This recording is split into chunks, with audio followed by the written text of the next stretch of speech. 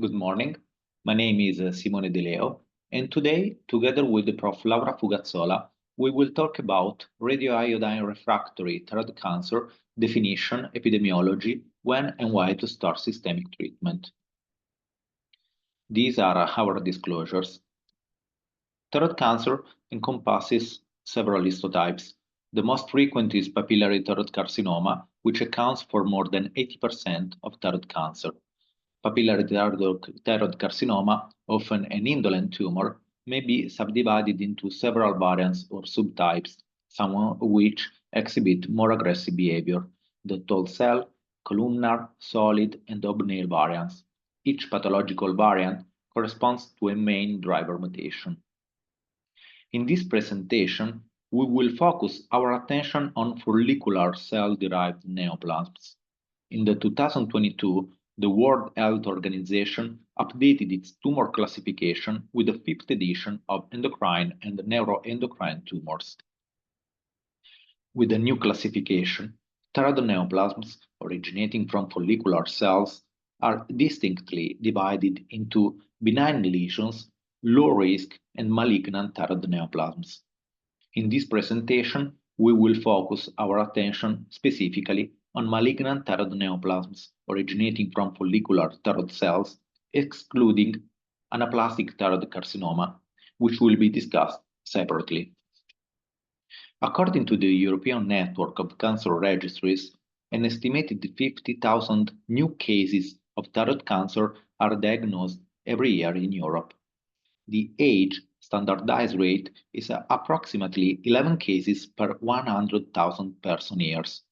Typically, thyroid cancer, particularly papillary thyroid carcinoma, is more prevalent in women who exhibit a 3-4-fold higher estimated age standardized rate of thyroid cancer incidence. In the same year, almost 4,000 European patients are estimated to die from thyroid cancer. Overall, aside from anaplastic thyroid cancer, differentiated thyroid cancer generally has a favorable prognosis. However, a subgroup of patients may have a worse prognosis. In this study, where more than 400 patients with differentiated thyroid carcinoma treated for distant metastasis were enrolled, we can see in the first pictures patients without iodine uptake having a significantly worse survival than patients taking with an iodine uptake.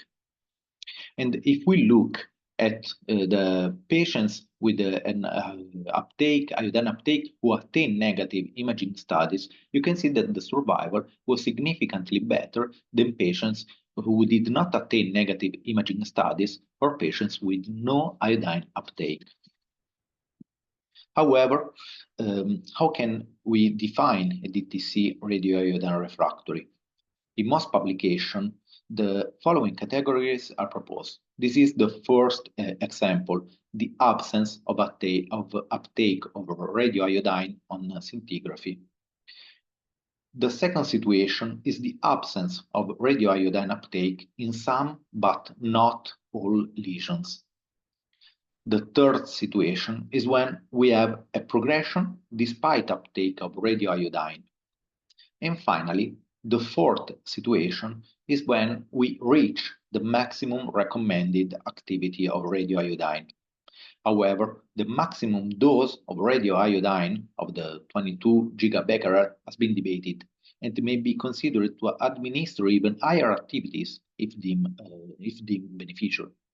The question of whether to continue radioiodine therapy or not in a patient with a mixed pattern of radioiodine uptake can only be addressed in a multidisciplinary team setting where the benefits and disadvantages of continuing radioiodine can be carefully weighed. According to the guidelines from the European Thyroid Association and the European Society for Medical Oncology, systemic treatment for radioiodine refractory differentiated thyroid carcinoma should be reserved only for cases of symptomatic, like in this situation, or progressive disease. Progressive disease is defined according to the RECIST criteria. Progressive disease is recorded if there is at least a 20% increase in the sum of diameters of target lesions. Additionally, the sum must demonstrate an absolute increase of at least 5 mm. The appearance of one or more new lesions is also considered indicative of progression. And if we look at the flow chart proposed by the ESMO guidelines, you can see that in this situation, when we evaluate DTC or poorly differentiated thyroid carcinoma, patients who are symptomatic or with multiple lesions and with a progressive disease may be treated with a systemic therapy for disease control with lenvatinib or sorafenib, or now also with a more targeted treatment if we have a mutation. For example, we have in case of a mutation of NTRK inhibitors such as entrectinib and larotrectinib, or in case of a RET mutation, we have RET inhibitors such as selpercatinib. However, it is not always easy to decide when to start systemic treatment. And I show you an example of a typical situation. This is a patient that was born in 1971 that in 2008 underwent a total thyroidectomy. At histology, we had a papillary thyroid cancer, a total variant. There was no capsular, there was capsular and vascular invasion, but no lymph nodes metastatic. BRAF was negative. The patient underwent a first radioiodine treatment with 100 millicurie. We had a residue, thyroglobulin was very low. And after some years, like 5 years, the patient underwent a second treatment because thyroglobulin was slightly increasing. And this time the scintigraphy was negative. During the follow-up, thyroglobulin levels, as you can see, slightly increased. The first PET here was negative, and also this other PET was negative, also the bone scintigraphy. But after that, we started to have the appearance of some lesions at the CT scan. In particular, we had some multiple lung nodules that were smaller than 1 centimeter and one nodule of 22 millimeters, and also a lymph node in the neck of 25 millimeters. So we have, according to the RECIST criteria, a progressive disease since the increase of this size of these lesions was higher than 20%. Is this the time to start systemic treatment? It's not easy to answer to this question. It was decided to wait, and as you can see, the thyroglobulin levels significantly increased during the follow-up, and at the PET-FDG, we had multiple lung nodules that increased in size and also in their uptake with a large mediastinal nodal mass. I think that now we all agree to start a systemic treatment. But the decisions of when to initiate treatment does not rely solely on the criteria for progressive disease. Indeed, apart from considering the tumor growth rate, factors such as tumor burden and location should also be taken into account. Additionally, also patient age, ECOG status, symptoms must be considered. Furthermore, the patient preference, also comorbidities, drugs that patient is taking, should be taken into consideration. Here, I show one of our patients. This is a 60-year-old male who presented with the complaints of a large lesion, as you can see here. This lesion was noted to be destroying the base of the skull on the left side, involving the occipital foramen, ipsilateral mastoid, with protrusion of tissue towards the neck and into the spinal canal. Here, because of the localization of the lesion, we decided to start the lenvatinib treatment. And as you can see, after a few days of treatment with the tyrosine kinase inhibitors, we observed a slight reduction in size of the lesion of the lesion, along with the appearance of necrosis, as you can see here, within the lesion. Another factor to consider is the tumor growth rate. In this figure proposed by Tuttle, patients demonstrating more rapid disease progression over time, as illustrated by curves A, B, and C, can be expected to reach a lethal tumor burden more quickly than patients with slowly growing disease. For example, here, as in curve D, or in curves E and F, which is the typical situation of RI-responsive lesions. While it is common to observe patients with radioiodine-refractory disease that is either stable or slowly progressive, in some cases, the pace of clinical disease progression appears to accelerate as metastatic lesions increase in size. This observation is based on the understanding that human malignant tumors exhibit exponential growth, which remains relatively constant over time until large disease burdens are reached. Relatively small changes in tumor diameter correspond, as you can see here, correspond to much larger changes in tumor volume. To facilitate the use of growth curves as predictors of outcomes in clinical practice, it is helpful to visualize exponential doubling time curves as straight lines. The average tumor volume doubling time of 2 dominant lung metastases has been utilized to this study to predict overall survival and identify patients who may benefit from systemic TKI treatment initiation. Patients with a doubling time of 1-2 years exhibited the worst overall survival, whereas those with longer doubling times, as you can see here, these lines, had a better overall survival outcomes. According to the tumor growth rate, some tumors may become life-threatening in a matter of months, even as early as 6 months, while others may double in size and become clinically significant only after several years. Patients with very rapid diameter doubling times should be considered for multi-targeted kinase inhibitor therapy.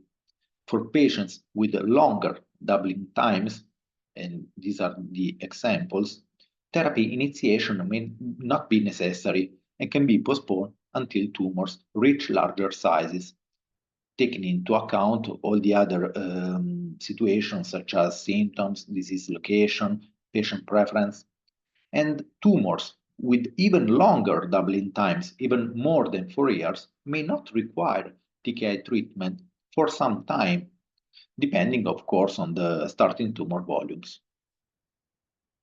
The tumor burden also plays a significant role in determining the timing of initiating tyrosine kinase inhibitor treatment.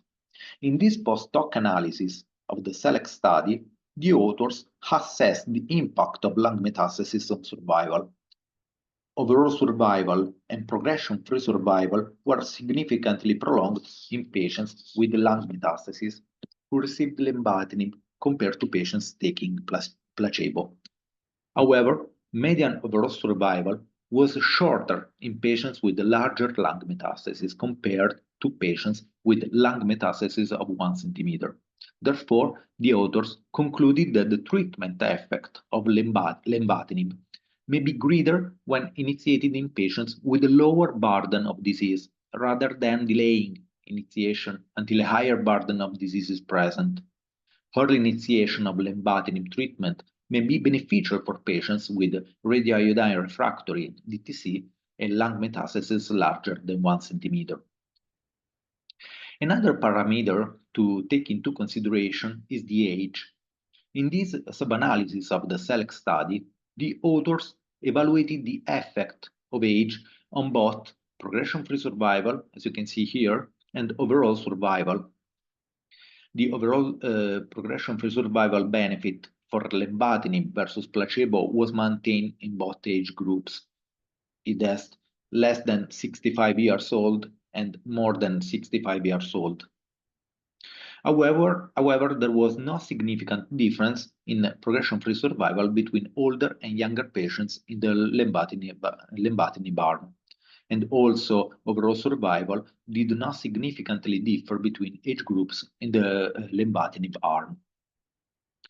The median duration of treatment was similar, as you can see here, in younger and older patients, 13.9 months in younger patients and 13.5 months in older patients.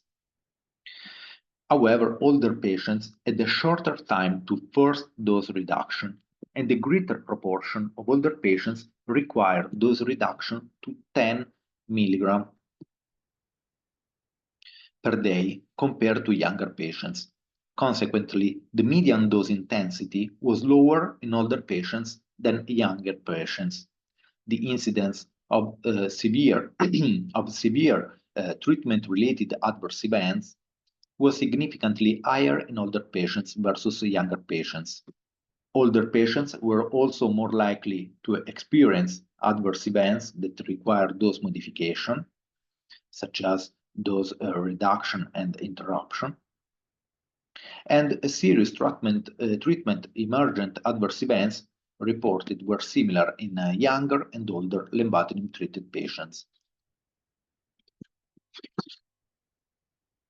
In this post-hoc analysis of the SELECT study, patients were randomly assigned to receive lenvatinib, and among the 261 patients treated with lenvatinib, 55% of patients had a baseline ECOG status of 0 and 40% of 1. We have to consider that in the SELECT study, some patients with an ECOG status of 2 were also included. Demographic and disease characteristics were similar between the two ECOG status groups. And as you can see, progression-free survival and overall survival were significantly prolonged in the subgroup of patients with an ECOG of 0 compared to the group with an ECOG of 1. Another parameter that has been recently evaluated is the neutrophil to lymphocytes ratio, the NLR, which is a blood biomarker that is inexpensive and widely available. Elevated NLR has been associated with more aggressive disease and with a decreased survival in patients with different tumors, including differentiated thyroid cancer. When NLR was retrospectively analyzed in patients specifically with a radioiodine-refractory DTC that were treated with lenvatinib, median overall survival was significantly longer in patients with a lower baseline NLR.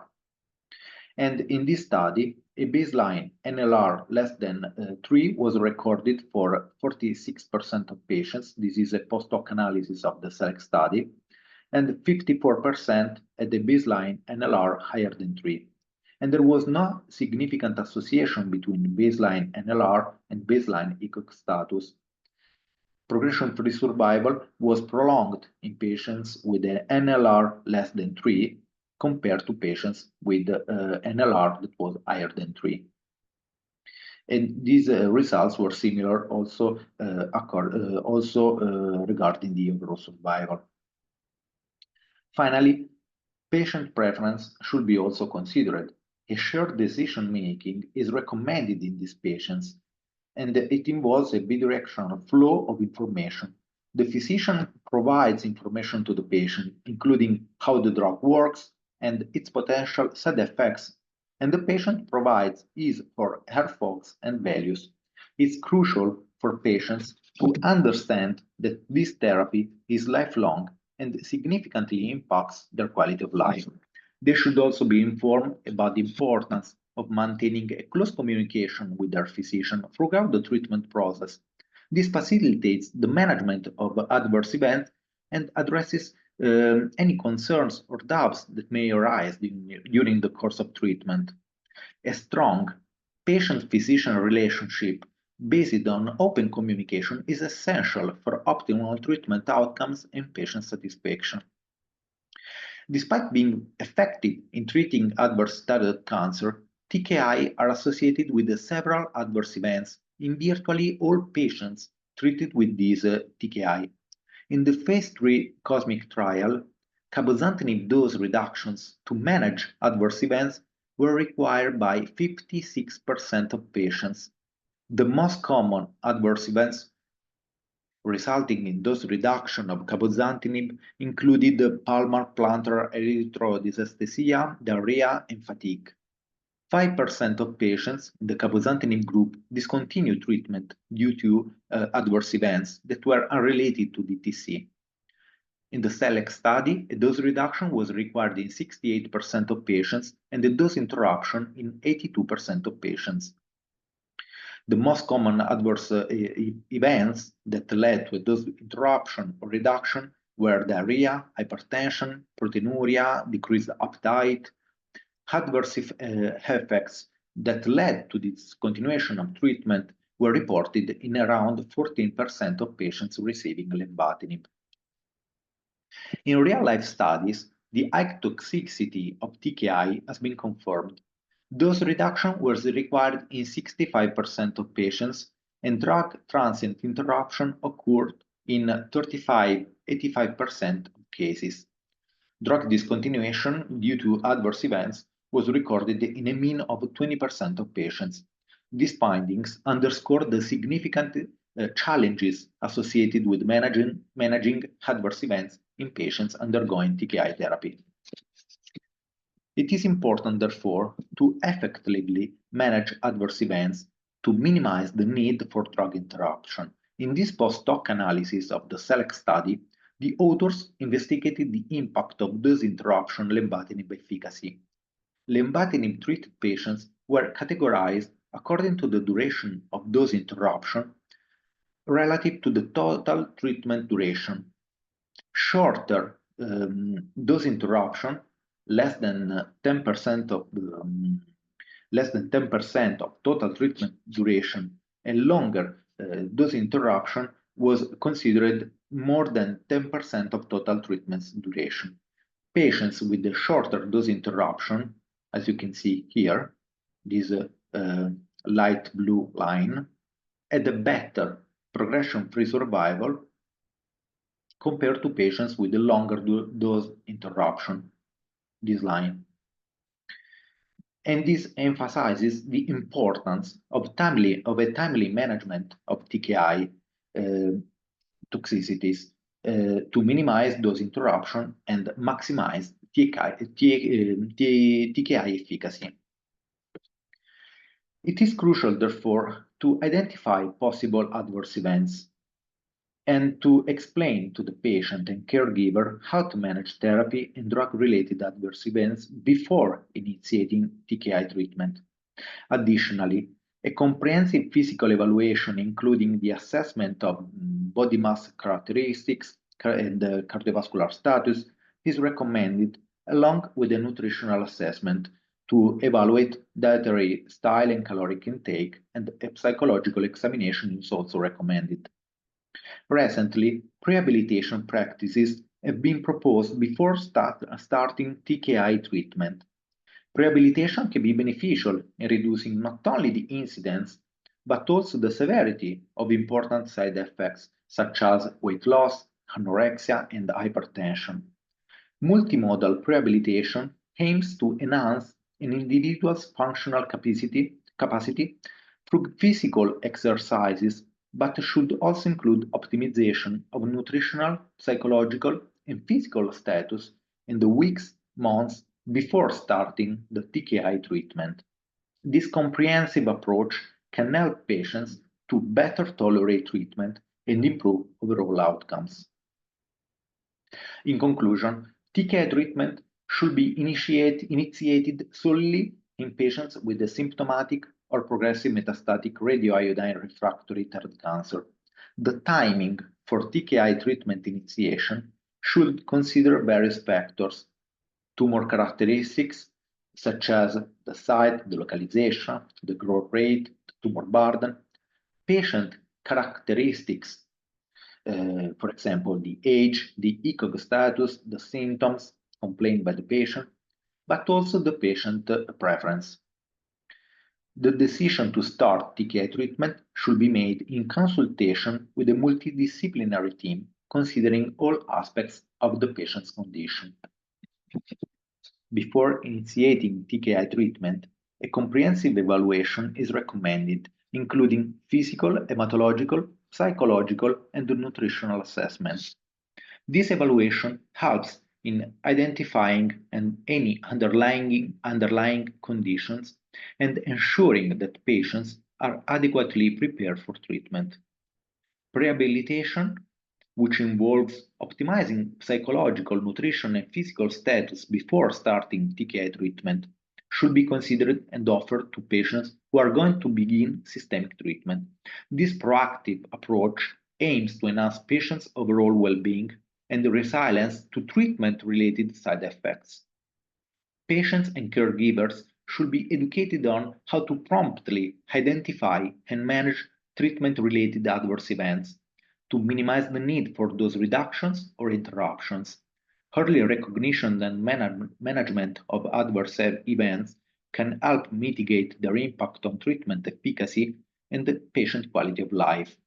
Therefore, providing a thorough education and support to patients and caregivers is essential for optimizing treatment outcomes and the patient satisfaction. And with this slide, I thank you for your attention.